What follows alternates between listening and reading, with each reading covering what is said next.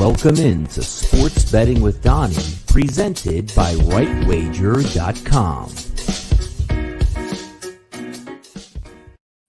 Thank you for tuning in. It is Monday, July 27th, 2020. And we got some big doings here in Major League Baseball. If you guys have just woken up or you're just saying, you know what, cracking open my monster, trying to get in and watch a little Sports Betting with Donnie presented by RightWager.com, you've came to the right place because Florida Marlins testing positive left and right now, which could be a little bit of trouble. And we're going to get into a lot of stuff because I think I have a good approach on what exactly is taking place with the Miami Marlins at this point. I like to say Florida Marlins. Just, same thing as like the San Diego Padres. The San Diego Chargers. Took me a while to get over that. But we're broadcasting live on 5 platforms: Facebook, YouTube, Periscope, Twitch, and also on rightwager.com. And let me just see if I can dip into some of these channels here that we're on, so I can certainly be with the good people out there. Well, I do thank you for tuning in. And we're going to get through this. We're going to go over some of the reasons why the Florida Marlins. But in first case here, technically it is breaking news, right?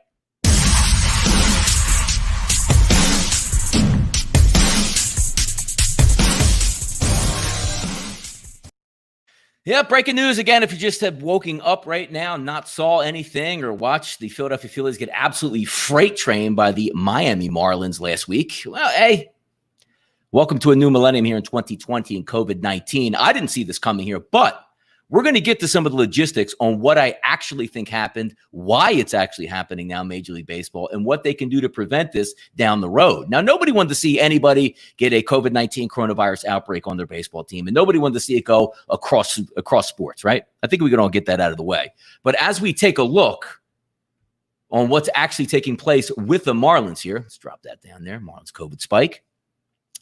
The problem that we're having is what actually took place here with the Miami Marlins. Is it just a case of you knew it was coming, you couldn't prevent it, and here we are, so we're going to have to deal with it? Because if you're just looking from a Miami Marlins perspective, that sort of is a little bit counterproductive when you take a look at it overall, because there's no spike going across the entire Major League Baseball league right now.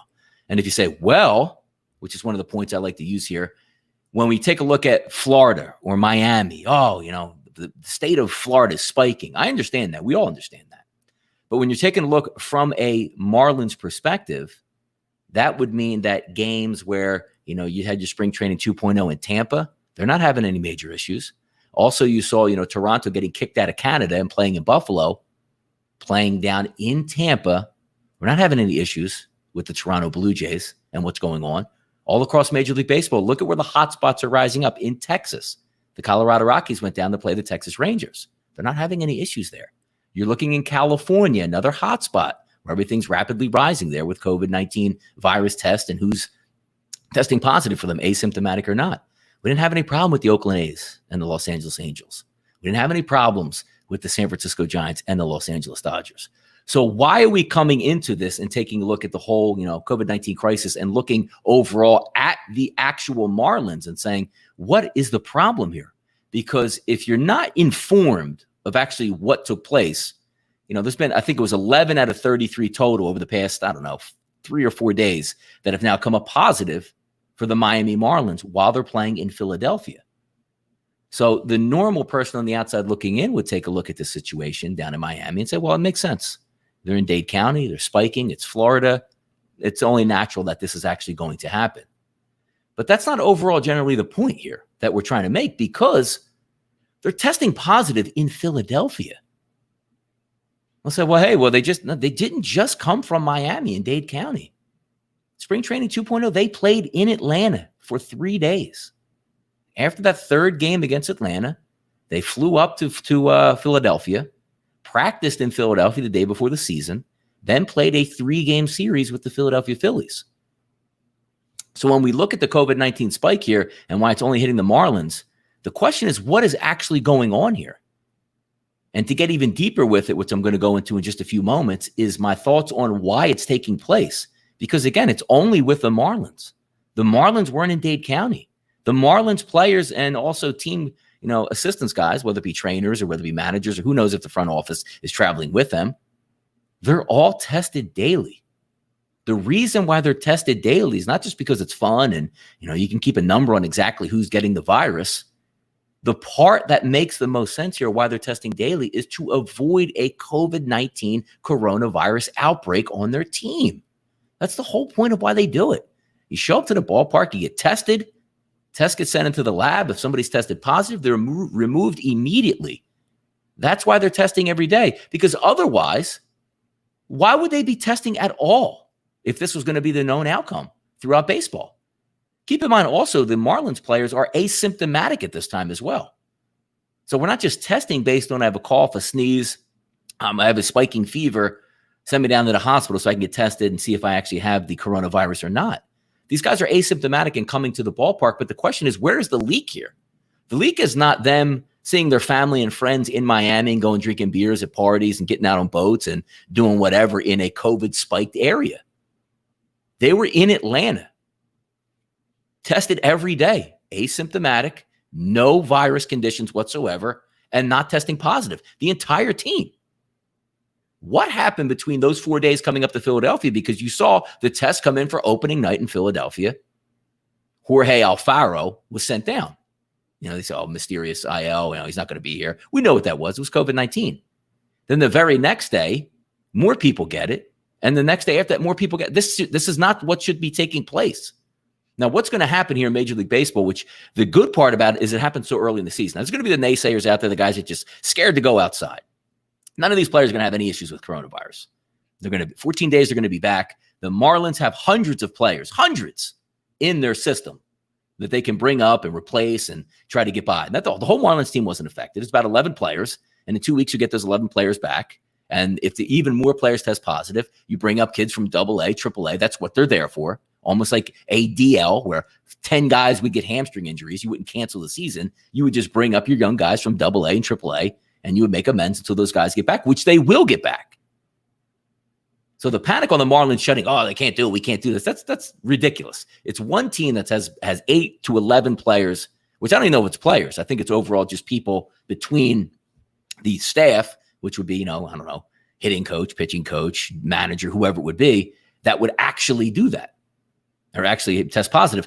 But when we're looking overall, again, at the Marlins, let's try to get to the crux of what's going on here. Because, again, there's a team in Florida playing in Florida right now, the Tampa Bay Rays. They have no issues. The Toronto Blue Jays played in Tampa. They have no issues. Marlins went to Atlanta with no issues. The Marlins came to Philadelphia with issues. So, again, if we're going to say, we're not going to be overall in the spike of the bubble, we're not going to stay in the bubble, I understand that. But the reason why the season is supposed to progress, and the same thing with the NFL and whoever else is doing this, the PGA, is because when you get those tests and you test positive, you are removed immediately. Otherwise, we're saying, why are we social distancing and why are we testing anybody asymptomatic? Because in theory, if the Marlins never been tested, nobody is sick on the Marlins. They came in here and took 2 out of 3 games for the Philadelphia Phillies. So what would be the issue with testing them asymptomatic? Say, oh, it'll eventually go away. These guys are completely healthy. They're playing baseball, and we're not going to have any issues. Now, if it comes up where a guy comes down with a spiked fever and he can't breathe and has to go to the hospital, that's a different story. But people that are asymptomatic and playing on a baseball team, okay, they're positive. They're going to be quarantined. They're going to be fine in 14 days. So it's an interesting dichotomy that comes up because the guys testing positive have very little issues moving forward. They'll be back in 2 weeks. And if you didn't test them at all, the Marlins will probably play all the way through. Down 4 starters over the weekend. All those 4 starters probably would have played well and busted the Phillies open just like they had been. But it'd be irresponsible if you just let them play knowing they had COVID-19. But the problem that we're having is the systematic chain that's going through with the Marlins at this time. That's the issue that we're having here. Because if we're looking at overall testing, and this is going to bring change, which should ring a bell immediately to the NFL, Major League Baseball, and somewhat to the guys in the bubble that are going to take place in Canada and also down in the NBA, because it is a bubble, but not everybody's, inside the bubble, quote unquote. The NBA players are there.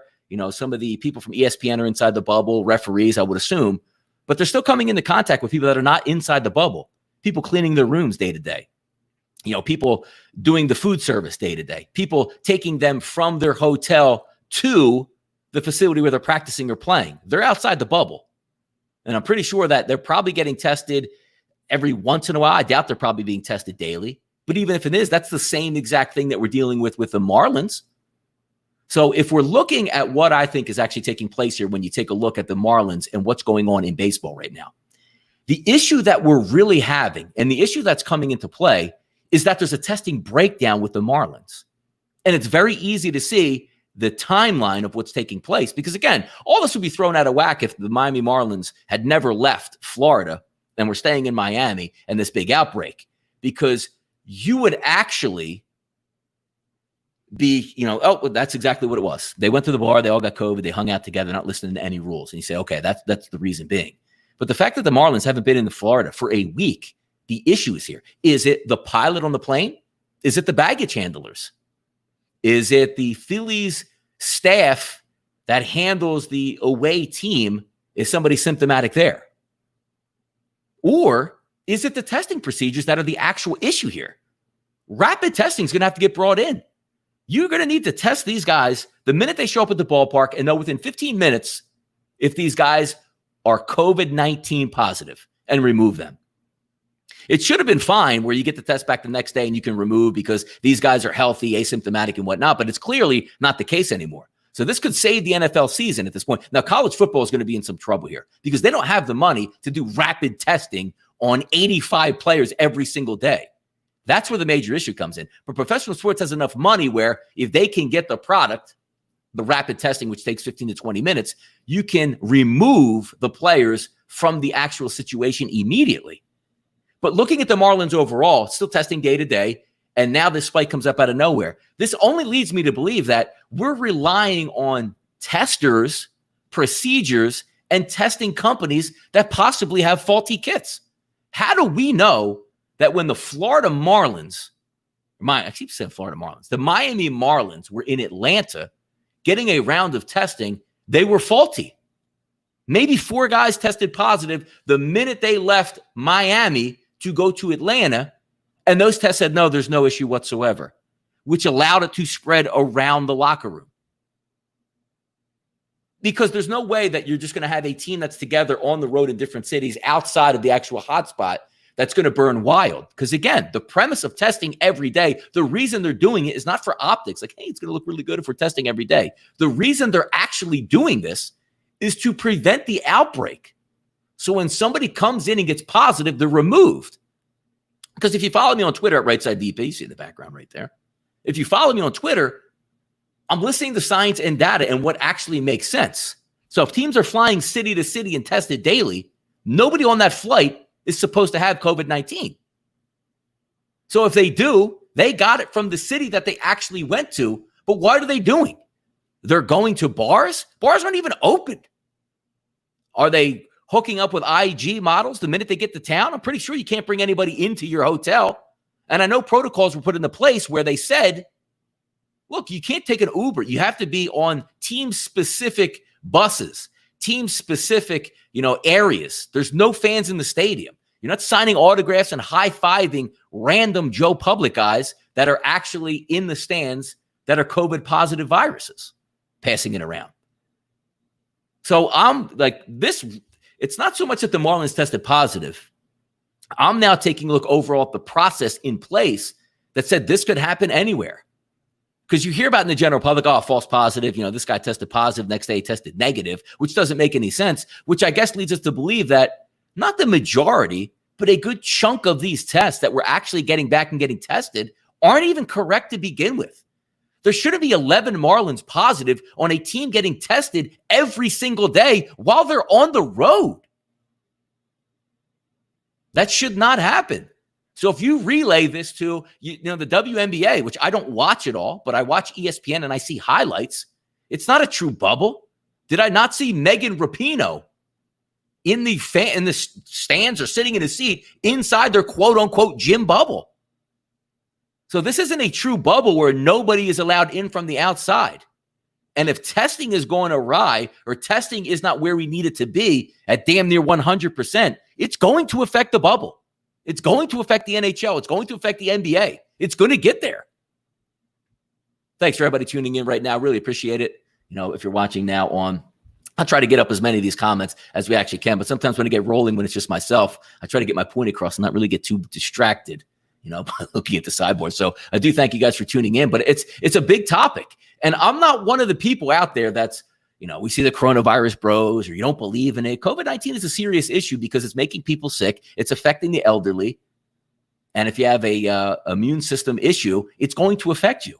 But Major League Baseball is in that level. And, anybody pretty much under 50 or 60 who's healthy is not really going to be affected other than carrying the actual virus. You don't want to spread it. You don't want to give it to your grandparents or anything like that. But you have to be, when you take a look at what's actually taking place, you have to be serious and try to find out, because there's a lot of people out there right now. A lot of people out there that are cheering. They say, well, what do you mean? What do you mean they're cheering? Like, it's almost like they're happy. Like, some things got postponed, or look at baseball already blew it. But you have, in this industry, especially handicapping, it goes along with all life. You have to be a realist of what actually takes place, analyze the situation, and see how it moves forward. Because if this was the case in common life, people at your grocery store right now have tested positive. Does that mean no grocery store can operate? Policemen on the front lines, wherever that, in the city, country, suburbs, who cares? If one guy gets it in the department doesn't shut down. Gas station here in New Jersey, people pump your gas in, which, yes, it's weird, but I actually like it. Gas station, if a guy gets it, we're not shutting down gas stations. Federal Express, Amazon is what's keeping the world go around right now with their deliveries. They've had outbreaks in their facilities. We didn't shut Amazon down. Life goes on because you make a strategic move to go ahead and say, how can we fix this and how can we make it better? If you're looking at the Marlins and they tested positive 11 people in their department or whatever, baseball players or whoever, if 11 people died out of the Marlins of 33, yeah, we're shutting it down. We are. But if they're asymptomatic and moving forward, which is clearly the pattern since March, outside of people who have symptoms, who have diabetes, who are severely overweight, or the elderly who have compromised immune systems, you can move forward and make a good judgment. Now, I do agree. At first, when this is all coming through, you saw the Yankees and the Philadelphia Phillies today, right? Saying, well, we don't know what's going to happen, in this game. I said, they're probably going to play. I don't think that's going to be an issue. But the more I thought about it, before I saw it get canceled, I tweeted out and said, here's the smart thing to do for Major League Baseball with the Phillies and the Yankees. Rapid test the Phillies, get the test kits in there, right? Bing, bing, bing, bing, bing, bing, bing, right down the list. Make sure all the Phillies are still healthy immediately. You take, you see it on TV. There's places that come in and absolutely bioshock that locker room, completely knock all the germs and the chemicals out for a day. You bring the Yankees in the following day. You make sure they're tested and they're healthy as well. You play a doubleheader and you move on. It's just the way it is out here. It's just the way it is. We're not going to panic. We're not going to backtrack. People are scared. Like, look, the second round is coming around. If it's not even the first round, then we did it to ourselves in America. The land of the free, the home of the brave, right? We had a circle on this thing. We had this thing on the run, as Cuomo used to say. But then we got in the streets. We protested. We rioted. We didn't wear masks in restaurants. We went down and we hung out at bars and drank beers in packed places and breathed all over each other. We did it to ourselves, what's happening right now. Young people are just going to be young. And sometimes when you look at the data in science, what the young people are actually looking at this point, they're saying like, hey, it doesn't hurt us. Like, I might get it. I'll probably be asymptomatic 99% of the time, but I'll deal with it in 2 weeks. I won't even get it again this season, because who knows next flu season if we have a vaccine, whatever comes back. But that's just the era we live in. But I'm afraid of sports right now, especially on the lower levels.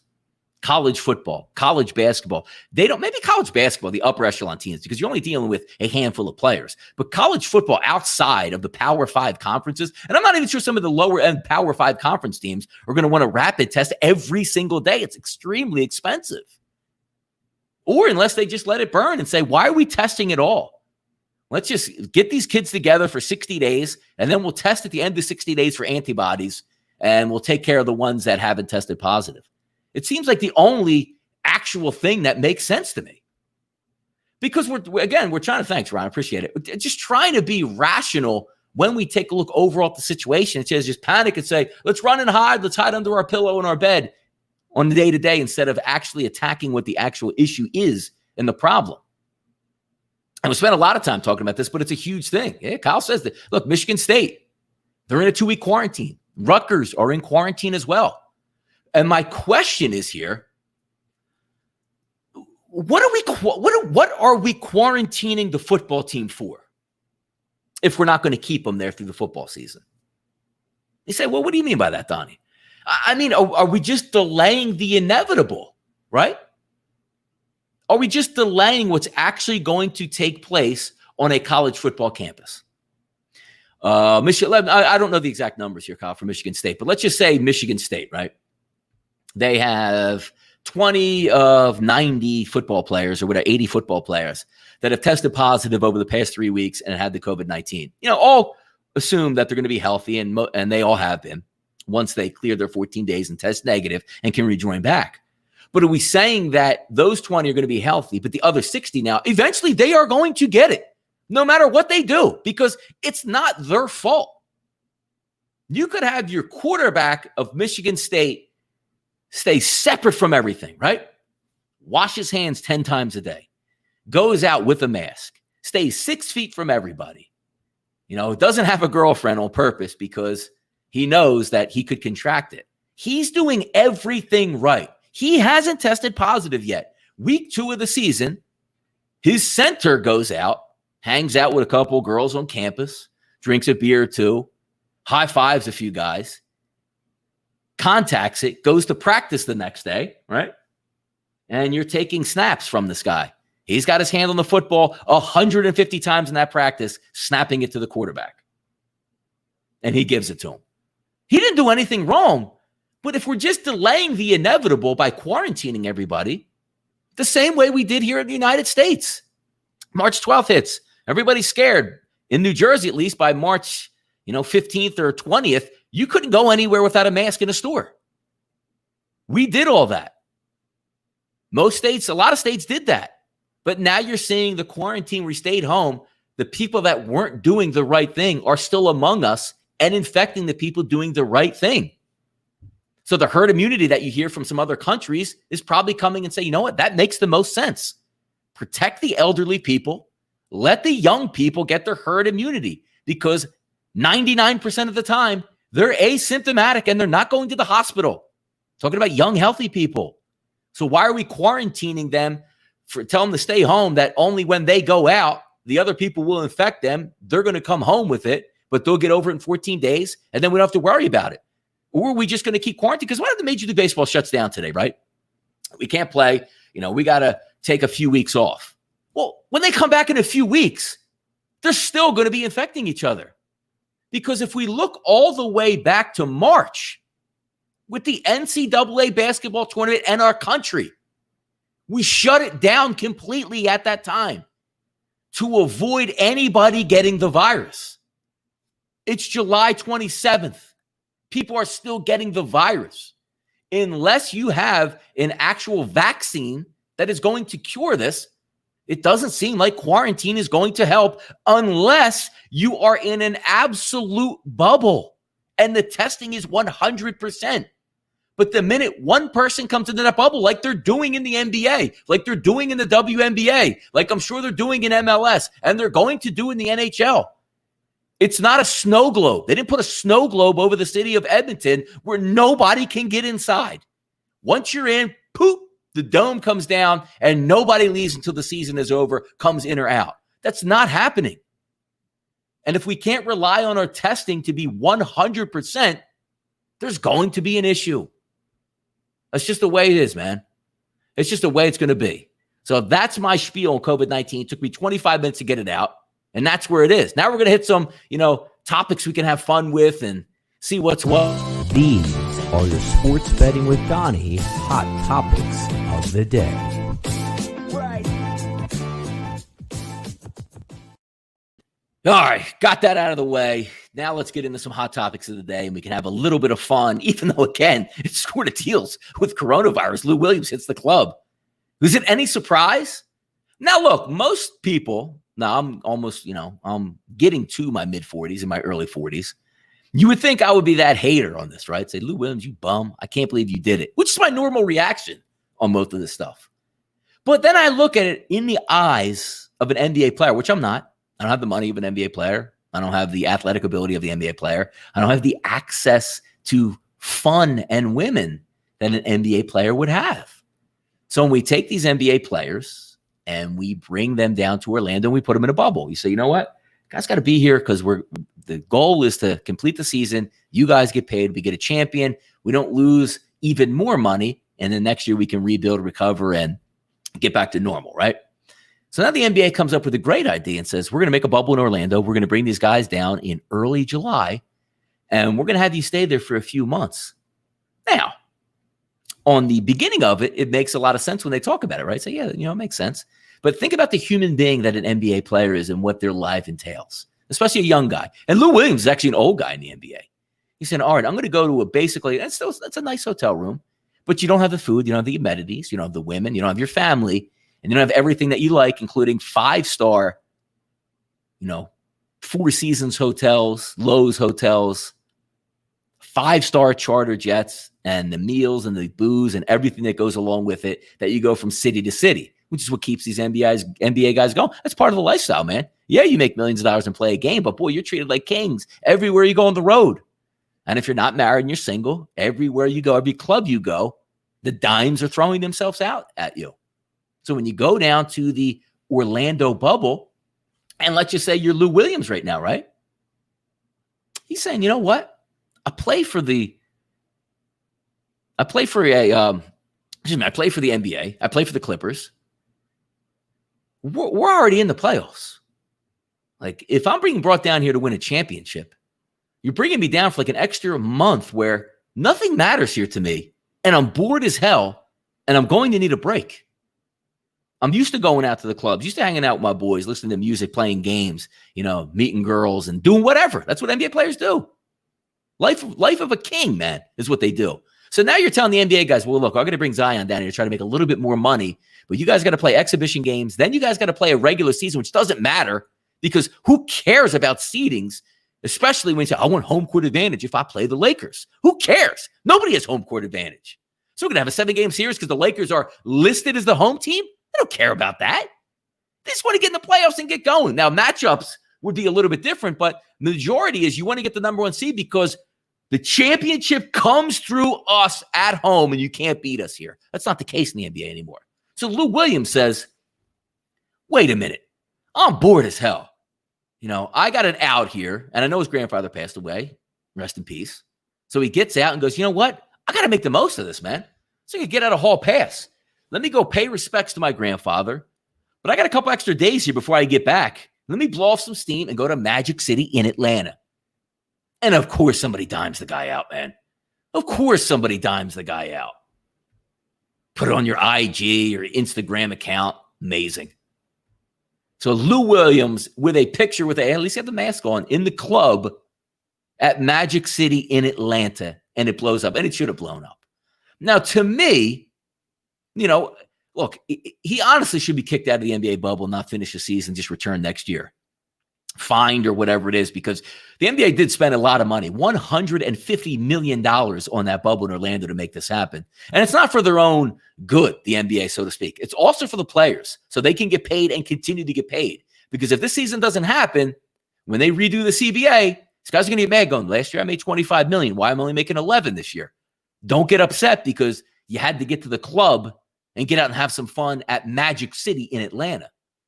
But I see both angles. Like, the lawyer in me, which I'm not a lawyer, but sometimes I feel like I am. I like to argue with myself and say, Lou Williams is stupid. He should be kicked out. He never should be able to get back in the actual bubble, and he should continue next year because he compromised it.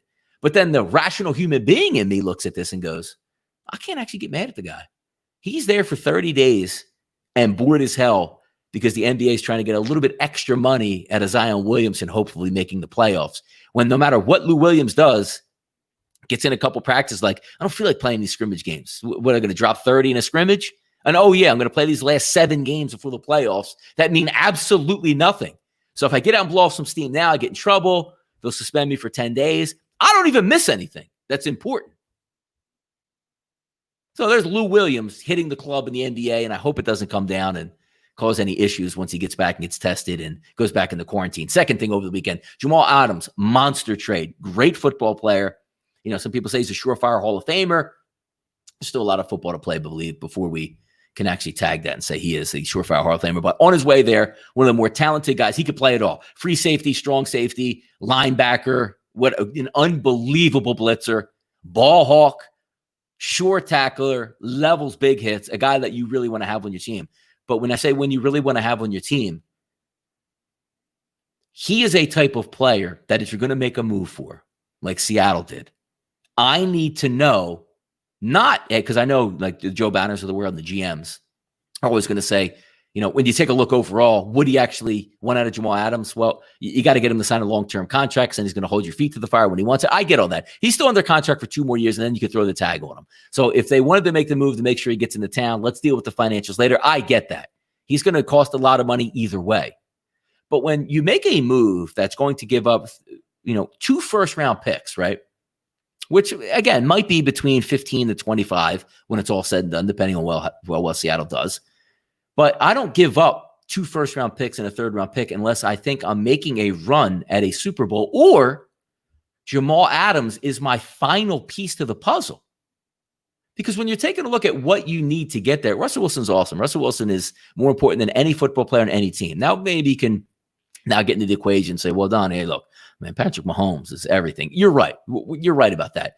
But Patrick Mahomes also isn't laced with an offense like Seattle has, where they say, we're just going to run the football and, DK Metcalf's a nice rookie, but Russell Wilson made him look really good. I don't know if Patrick Mahomes can do the same things without Andy Reid and that offense of track team speed around him.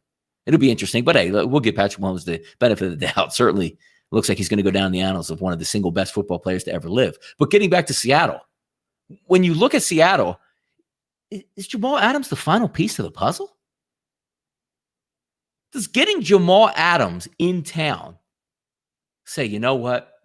Seattle's now a front runner to win the National Football League championship, the Super Bowl? I don't think so. Because if I'm Jamal Adams and if you're making a move and somebody's willing to give up capital, shouldn't this be a move where like the Baltimore Ravens would make that move, lose Eric Weddle? But you obviously still have, Earl Thomas, but maybe you match him up with them and you just say, we're all in. We'll worry about that stuff down the line. Or how about when you take a look at the San Francisco 49ers, who were one blown coverage on like a 3rd and 10 bomb from Patrick Mahomes from actually winning the Super Bowl, or even a Jimmy Garoppolo pass. I believe it was Emmanuel Sanders who was open, who could have had a touchdown if the ball was thrown a little bit better. You're going to go all in and say, we're going to make the move. Give up 2 first-rounders for Jamal Adams because, again, we expect to be drafting 28 or 29. So give up back-end picks, and this is the final piece to win us a Super Bowl. That makes the most sense. So to me, the fact that Seattle actually gave up 2 first-rounders, didn't sign the guy, and doesn't really have an overall picture or a clear pathway to win the Super Bowl, kind of questioning me. So I look at the New York Jets as a winner. And I also see other people saying, well, the New York Jets are in a rebuilding mode. The New York Jets aren't in a rebuilding mode. The New York Jets are not in a rebuilding mode. You have your quarterback of the future. He's not a rookie. You're ready to win, and you're ready to win now. So those draft picks in the future are really going to pack up and help them. And the Jets should be competitive. Just because they lost Jamal Adams doesn't mean they're going to fall off the face of the earth. And they're not rebuilding.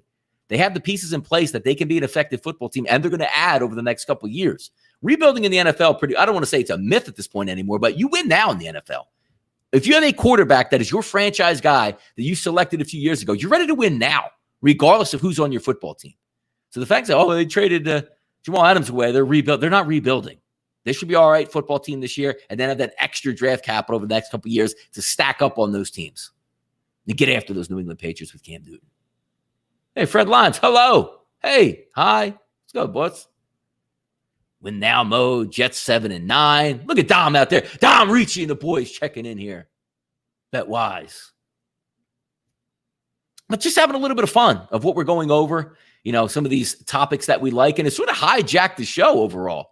Because I usually like to come on here and talk about much more things that, impale Major League Baseball, which we're going to get to right after this break. Get ready. A little bit of MLB over the weekend talk, which again, we might be talking COVID on it. Hey guys, Donnie here with RightWager.com, your handicapping home on the internet. As you know, we specialize in NFL, Major League Baseball, and NCAA hoops. And as always, we are 100% verified on third-party CapperTech.com. If you are a gambler, this is your place to be. Affordable packages, 1 day, 7 days, 30 days, 6 months, and even up to a year. Also, when you stop by the site, you'll notice sports content right here with the live broadcast home of Sports Betting with Donnie. There is no better place to be in the handicapper community than RightWager.com. And as always, I like to say, what side are you on? All right, let's get back to it right here. Sports Betting Donnie, presented by RightWager.com. As you guys know, I don't start my Major League Baseball season usually for a few weeks into it. We're going to stay the same this year. The formula works. We'll adhere to it. August 15th, opening day for me in Major League Baseball season. You see, look at that, cutting those little commercials up right there, having some fun with that. But Major League Baseball opening week thoughts. And before you get to those, thank you guys for checking out the show. YouTube, Periscope, Facebook, Twitch, RightWager.com, wherever you're watching at. I do thank you. I only ask one thing, that you guys hit the subscribe button, turn on the notification bell. Doing a show for free, just having some fun out there. I have and it's growing every day, 390 subscribers now. Looking to get to 1,000 as fast as I can. So if you're watching right now live, or if you are watching on the playback, hit the subscribe button. Even, Facebook. I guess you could be Facebook friends. I don't really use Facebook that much, but it's broadcast on there. Same thing with Twitch. I guess you can be friends on Twitch also, but I do know for a fact you could subscribe on YouTube and also do the same thing as well if you're watching direct and live on Periscope. Love to hit the chat box. I see a lot of you guys checking in and certainly getting your days moving here as well. But I do want to take some time to take a look at some Major League Baseball opening weekend thoughts. How about this? The 2-1 Baltimore Orioles. Doesn't that sound good? The 2-1 Baltimore Orioles. Or how about this? Let's one-up it, right? First place, Baltimore Orioles here. Now, the fun part about talking about the Orioles, the interesting part about talking about the Orioles, the odd thing talking about the Orioles. How about the Orioles getting hammered opening night? And I'm a hot take guy. As soon as I see something, I like to react to it. It's what Twitter's for. It's what social media is for. It's what gets us a lot of us in trouble, because we like to react in the moment. You look at that opening night loss to the Boston Red Sox or the Orioles, and what do you say to yourself? Like, this team might not even win 10 games this year, right? There's no way they can win 10 games. This team is abysmal. Starting pitching stinks. The lineup, I don't even recognize 8 out of the 9 guys in the lineup. The bullpen stinks. And last year, they gave up more home runs than anybody in the history of Major League Baseball. And it looked like it was going to continue. And the Orioles go and win the next 2 games and sit in first place in the AL East. Baseball is a finicky sport early on, because we're a lot of us that are watching here, and a lot of us that cap games. We're all stat guys one way or another. I'm more old school, as I like to say, because I like to see it play out. But I use Fangraphs, roto grinders, weighted on base average, expected weighted on base average, not ERA anymore, fielding independent pitching, expected fielding independent pitching. We all use that stuff. Sierra. Welcome to the new age. ISO power. We all use a little bit of that, even if we're old heads. But it's kind of funny to look at, because you're basing what you think you see from last year. Hey, man, that guy was dominated last year. This team really stinks, or he stepped into the ballpark. And you realize that in this whole, startup spring training, stop spring training 2.0, now get out there. We testing positive, so fans, it's hitting weather, but I haven't faced live pitching. So all that has to play out. And you're seeing a lot of turmoil in some interesting places here. Let's take a look down the road. And again, the Philadelphia Phillies, playing one of the worst teams in baseball talent-wise, even last year in 2019. The Marlins smacked up the Phillies last year. The reason why the Phillies couldn't make the playoffs is because the Marlins. Most teams look at the Marlins last year and say, whew, thank God we got them in for 3 games. That's an automatic 2 wins, maybe even 3 wins coming into it. Wild stuff, right? Now you look at this season, it opens up. Hey, man, Phillies got the Marlins. Let's get out hot. Opening day loss. They could correct the ship. Saturday night, like, okay. Sunday, I'm sitting on the beach. I have my phone in my hand, just checking in. And if you guys live near the shore, or, obviously if you're in Massachusetts, New York, Connecticut, wherever it is, wherever you can get to a shore, it's one of those old passings. Like, somebody's got the radio on loud of the Phillies game. of the Orioles game, of the Red Sox game, the Yankees game, whatever it may be, you're listening in and hear Bryce Harper first inning, boom, 3-run shot, 4-0 Phillies. Good. Phillies got it to a 2-1 start here. Then by the end of the game, Vince Velasquez, the same Vince Velasquez that disappoints Philadelphia Phillies fans, Major League Baseball, fantasy guys and gamblers alike, unless you're just betting totals, which, boy, it was fun to bet against the Philadelphia Phillies over the past couple of years with their pitching outside of Nola and then just digging into that bullpen. Team totals were awesome to go against the Phillies. But when you look at the Phillies, now they've dropped 2 of 3 to the Marlins, but not just any Marlins, right? The COVID-19 Marlins. The Marlins came in with like a $15 payroll to start the season as is and lost 4 starters in Philadelphia. They hung double digits on the Phillies yesterday. They took 2 out of 3, and the COVID Marlins, which again, even more people had COVID-19 on the team than we originally expected, and they were playing yesterday. So the COVID-19 Marlins, with a third of their baseball team with coronavirus, battered the Philadelphia Phillies. Battered them. How's that even possible anyway? Like, how does that even make sense? Now, out there, if you guys were gambling, which again, I've dipped around, messed around, and did a few things, but I want to watch a lot of things take place, how extra innings is being handled, how the 3-batter pitcher thing is going to be handled, and also just, guys coming out of the chute. Who's hot, who not, who looks good, who's dominant, who's getting pulled, who's getting injured early, like Verlander and Kluber. Veteran pitchers going down day one. How about the Central? 2-1 Cardinals. And again, the Pittsburgh Pirates look like they were going to be the worst team on the face of the earth. They pull out at least a victory. It's very hard in Major League Baseball. Even when you look at the upper echelon teams playing the really bad baseball teams, you can never, ever expect a sweep in baseball. 2 of 3 is what you look to take down because it's hard enough to sweep. Now, I'm also not on the adage that I take a look at, hey, well, it's hard to win 3 games in a row or sweep. I don't look at that. I mean, it's really game by game, but you see it out there. Everybody in Major League Baseball has a win, regardless of how stink you thought they would be. The Kansas City Royals have a win out here. The one thing that we did expect is Minnesota is going to put up runs, and my goodness, can they put up runs? 27 runs. 27 runs to lead Major League Baseball for the Twins. Who's next? Houston Astros with 21 runs. Braves, 19. Look at the Mets. Who's a Mets fan out there that's watching right now, huh? Take a look at the Mets. Runs scored, 5. You got to be, and look, this makes me look like an idiot early on, but again, is also the reason why I don't bet Major League Baseball until some of the numbers actually come into play for me here. Because when you take a look at the Mets, right? I love their lineup. Dude, I love the Mets lineup. 1 through 9, as long as Cespedes can stay healthy and be a DH, that is talent, man. You can match that lineup against anybody in the National League. Anybody. 5 runs. They scored 5 times. Kansas City Royals have also scored 5 times this year, but also won a game. Ron Fig, the Giants, owned my Dodgers. Go figure with that too. Let's slide it down. The Diamondbacks, 1 and 2 in last place. The Giants split. With those Dodgers, who we joked about saying, hey, half the Dodgers team left the field, they still would be amazing. Goodness. That's crazy, man.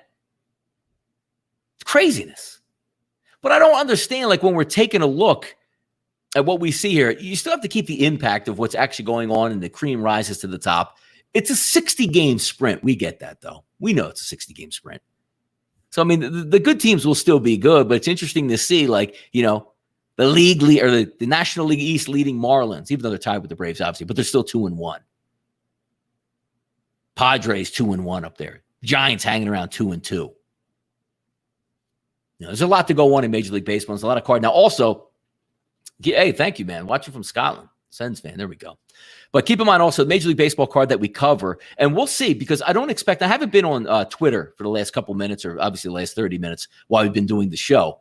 But I know that we're not anticipating any more games being canceled in Major League Baseball today. So we know that it was going to be Happen Arrieta in Philadelphia. That's going Wojciechowski and Lopez in Miami. So you got one really good game theoretically that you probably would want to dip into, the Yankees and the Phillies playing, and it would have been hot too. It's like 97 degrees here in Philadelphia today. That ball would have been like if you thought the Marlins were hitting bombs off the Phillies, man, where do the Yankees get in town? Holy cow. Hey, Chad Williams says Braves come out of the NL. I think he might be right in that instance. I mean, they'll get it together and they'll be deep.